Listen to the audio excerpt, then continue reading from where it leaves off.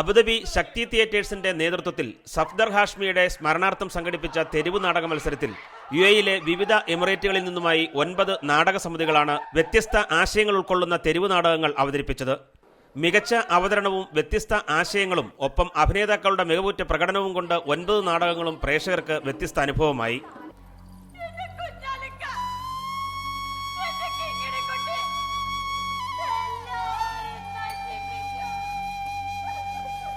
Dubai ഭാമിയാമി theatre അവതരിപ്പിച്ച കുരുക്ക് മികച്ച നാടകമായി തെരഞ്ഞെടുക്കപ്പെട്ടു.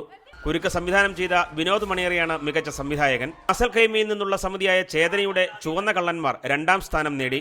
കുരുക്കിലെ അഭിനയത്തിന് വിനയൻ കുവേരിയെ മികച്ച നടനായും തിരിച്ചറിവ് എന്ന നാടകത്തിലെ അഭിനയത്തിന് ഡോക്ടർ സൗമ്യയെ മികച്ച നടിയായും തെരഞ്ഞെടുത്തു.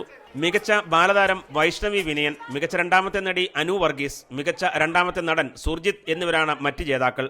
അബുദാബി കേരള സോഷ്യൽ സെന്ററിൽ തിങ്ങി നിറഞ്ഞ കാണികളുടെ മുന്നിലാണ് നാടകങ്ങൾ അവതരിപ്പിച്ചത്. News bureau update Abu Dhabi.